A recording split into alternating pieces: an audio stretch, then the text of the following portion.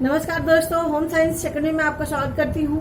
आज आपके लिए जो अभी आपका ब्लूम टैक्सोनॉमी चल रहा है यूनिट 10 में एक्सटेंशन एंड एजुकेशन में, इसी में आपका पार्ट 2 लेकर के आई हूँ। और यह आपका जो ब्लूम टैक्सोनॉमी है इसका सेकंड पार्ट है। इसमें आपके भावात्मक और क्रियात्मक पक्ष को यहाँ पर डिटेल करेंगे। इसके पहले मैंने ज्ञानात्मक पक्ष को डिटेल किया था, और यदि आपने नहीं देखा है तो पार्ट 1 उसको देख लीजिए, और इस वीडियो के डिस्क्रिप्शन में उसको डाल दूंगी। अब चलते हैं अपने वीडियो की तरफ। अब देखिए यहाँ पर है शैक्षिक उद्देश्यों का वर्गीकरण। इसमें हमने ब्लूम्स के 3 पक्ष बताए थे। इन्होंने 3 माध्यम से जो है व्यक्ति सीखता है, ज्ञानात्मक रूप से, भावात्मक रूप से और क्रियात्मक रूप से। ज्ञानात्मक में हमने आपको बताया था इनके 6 पक्ष थे। 6 चीजों के मतलब के द्वारा इसकी शुरुआत की जाती है। इससे पहले ज्ञान, दूसरा बोध, तीसरा प्रयोग, यानी ज्ञान, बोध, प्रयोग, विश्लेषण, संश्लेषण और मूल्यांकन। इसको मैंने डिटेल किया था। अब आज आते हैं शैक्षिक उद्देश्यों का भावात्मक पक्ष, जिसको हम बोलते हैं कोनेटिव। क्या बोलते हैं? कोनेटिव। इसको भावनात्मक पक्ष बोलते हैं। और आपका जो कॉग्निटिव था यानी ज्ञानात्मक पक्ष, ये आपका कोनेटिव है, और क्रियात्मक पक्ष आपका अफेक्टिव है।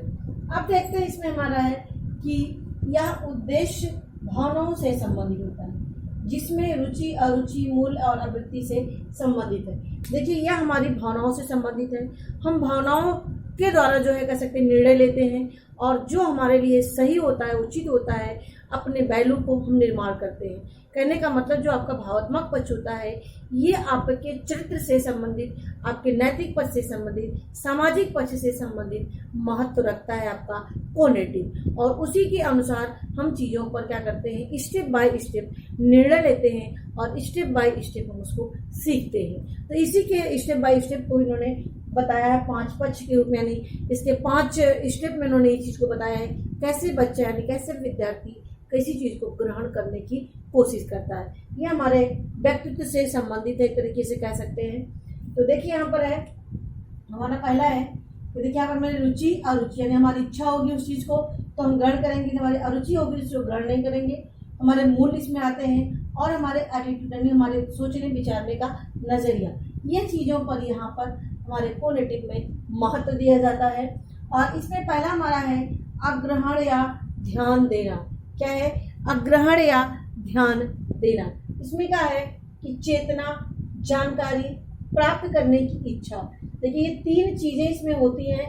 इनके अनुसार जो शिक्षक होता है वो बच्चों को क्या करता है, सचेत करता है, उनको अलर्ट करने का काम करता है। इससे चेतना, जानकारी प्राप्त करने की इच्छा और नियंत्रित अवधान, यानी इन तीनों पर महत्व दिया जाता है कि जिनके द्वारा विद्यार्थियों को सचेत करते हैं। कौन सचेत करता है? शिक्षक करता है, जिससे वो जो ग्रहण करना चाहते हैं। मान लीजिए ऐसे पहलू हैं जो निगेटिव हो, ऐसी चीज़ें हैं जो बच्चे के लिए सही ना हो, तो उसके लिए क्या होते हैं, जो शिक्षक होते हैं वो उनको क्या करते हैं, सचेत अलर्ट करने या सचेत करने का काम करते हैं। तो ये हमारा क्या होता है, अग्रहण या ध्यान देना, यानी ग्रहण करने की पहला स्टेप होता है, जिसमें चेतना, जानकारी प्राप्त करने की इच्छा और नियंत्रित अवधान। अवधान का मतलब ध्यान, इसमें हमारा ध्यान, इसमें हमारी रुचि हो।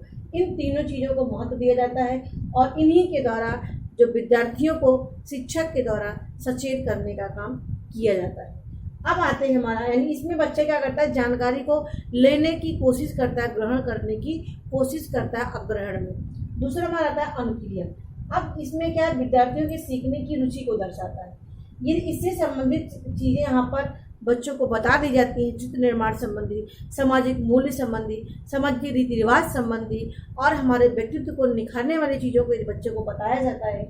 और उसमें एक व्यक्ति की इच्छा जाहिर होती है, उस पर ध्यान देता है, उससे संबंधित जानकारी लेता है। तो यहाँ पर क्या करेगा, फिर उससे संबंधित है तो उसमें अपनी रुचि दर्शाता है। रुचि दर्शाने का मतलब उसमें वो इंटरेस्ट लेगा, नहीं हमारे काम की चीज़ है, इसे हमें क्या होना, ग्रहण करना चाहिए।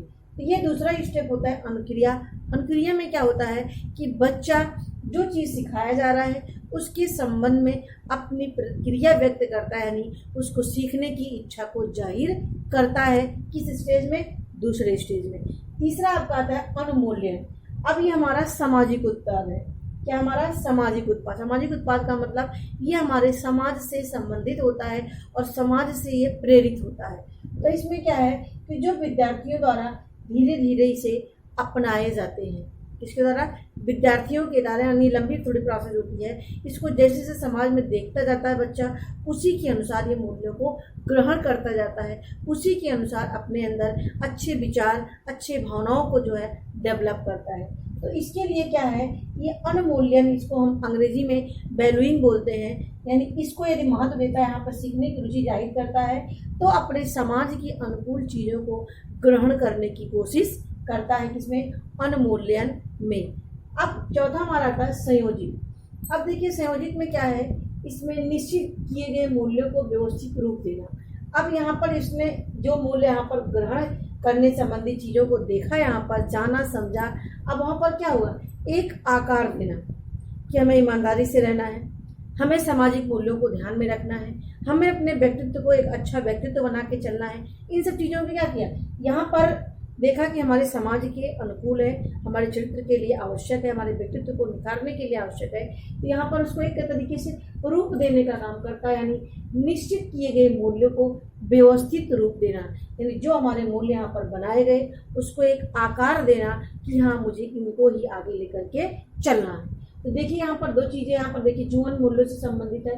अब यहाँ पर दो चीज़ें आती हैं, दो पक्ष इसमें आते हैं। एक है जीवन मूल्यों की अवधारणा बना लेना, दूसरा मूल्य तंत्र का संगठन करना। अब क्या है मूल्य, हमने अभी आपको बताया, आपने पढ़ा भी होगा पार्कर के नियम में कई चीज़ें आपके कई उसमें मूल्य होते थे, सामाजिक, नैतिक, चारित्रिक, खेल से संबंधित, म्यूजिक से संबंधित, ये सारी चीज़ें आपकी पार्कर ने बताया है। यानी वही जो मूल्य हमारे हैं, वो मूल्य की एक अवधारणा हम बना लेते हैं कि क्या सही है, क्या समाज के अनुकूल है, क्या नहीं है। उसके प्रति हमारे एक माइंड तरीके से आकार दे देता है कि हमें इन्हीं चीज़ों को आगे ले चलना है और अपने लाइफ को इन्हीं पल चिन्हों पर, इन्हीं मूल्यों को लेकर के करना है, चाहे जो भी परिस्थिति आए, चाहे जो भी कंडीशन आए। तो ये हमारी एक अवधारणा बना लेते हैं। दूसरा है मूल्य तंत्र का संगठन।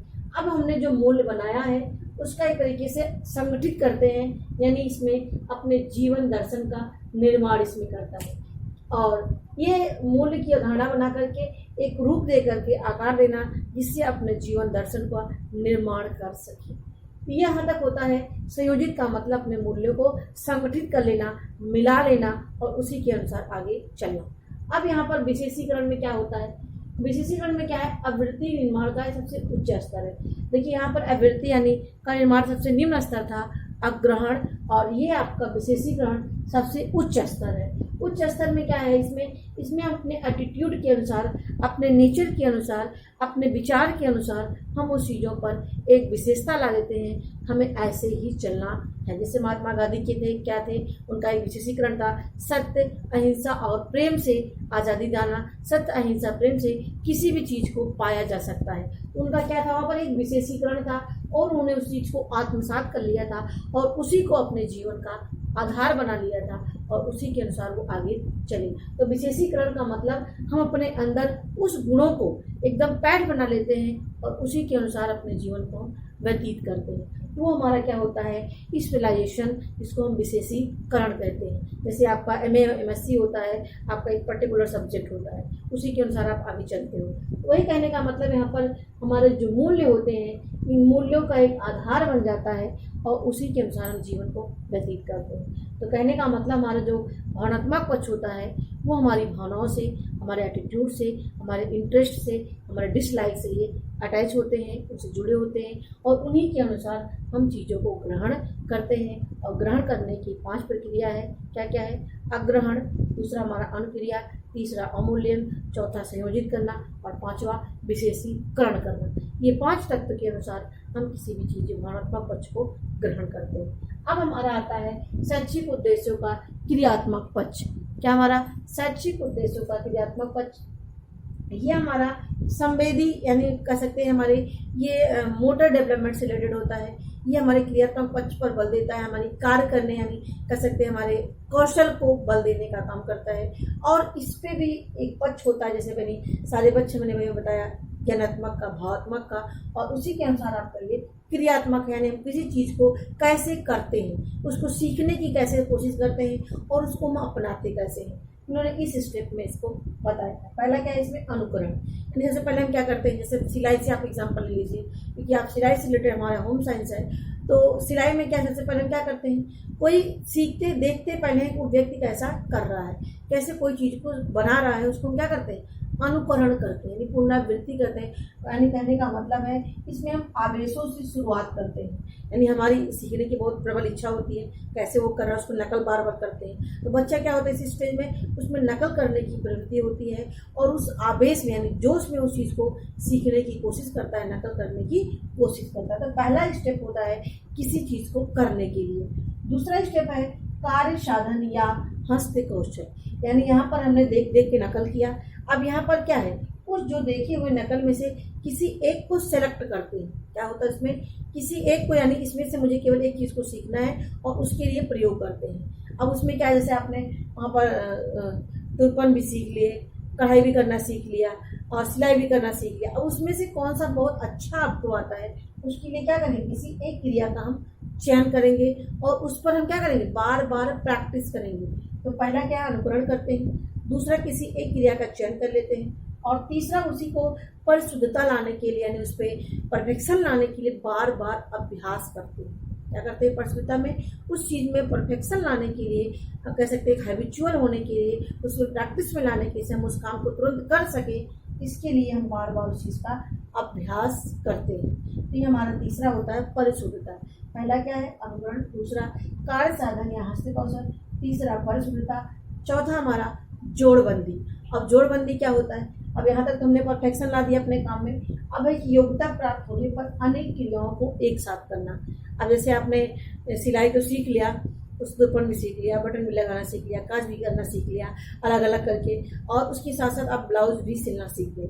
अब यहाँ पर क्या है, अब तक तो आपने यहाँ पर अलग अलग प्रैक्टिस किया, अब आपको दे दिया जाए आपको पूरा ड्राफ्टिंग करके बनाने के लिए। तो आपने क्या एक साथ किया, यानी आपने ड्राफ्टिंग भी किया, कटिंग भी किया और उसको सेविंग भी किया और इसके साथ साथ आपने उसमें तुरपन और वो किया, बटन भी लगाए।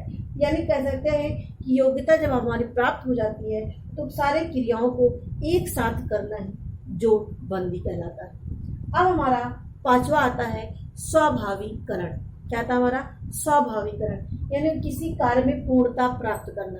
जैसे एक तरीके से उसके हैबिचुअल हो जाना उस काम को। जैसे हमें खाना बनाना है तो खाना बनाने के लिए हैबिचुअल है, ये करेंगे, इसके बाद ये, इसके बाद ये, इसके बाद क्या है, तो हमारे एक स्टेप बाय स्टेप काम होता जाता है, उसके हैबिचुअल हो जाते हैं, आदती हो जाते हैं और उसमें कोई हमें प्रॉब्लम नहीं होती है। तो हमारा होता है स्वाभाविक होने से। हमें सिलाई करना है, हम उसमें क्या होता है, एक तरीके से पूर्णता हम परफेक्शन प्राप्त कर लेते हैं, हमें परफेक्ट हो जाते हैं, तो हमारा क्या होता है, स्वाभाविकरण हो जाना, जिससे हम हमारे नेचर में आ जाना, यानी किसी कार्य में पूर्णता प्राप्त कर लेना ही क्या कहलाता है, ये हमारा स्वाभाविकरण कहलाता है। तो बहन ने बहुत ही आसानी से आपको ये सारी चीज़ें बताया। इनमें पहला हमारा अनुकरण है, दूसरा हस्त कौशल, तीसरा परिशुद्धता, चौथा जोड़बंदी और पांचवा स्वाभाविकरण। तो ये हमारे टॉपिक हो गए, यहाँ पर खत्म होता है आपका ब्लूम्स का वर्गीकरण। और आशा करती हूँ आप अच्छी तरीके से आपने इसको समझा होगा। और कल मैंने क्वेश्चन आपसे पूछा था, इसमें आपसे पूछा था प्रोसेसन क्या होता है और ब्रेनस्टॉर्मिंग क्या है। बच्चों ने प्रोसेसन का आंसर किसी ने नहीं दिया। प्रोसेसन जिसको हम जुलूस निकालना कहते हैं, पहले इसकी मीनिंग आपको आनी चाहिए। जुलूस निकालना यानी उसको हम प्रोसेसन बोलते हैं, PROCESSION,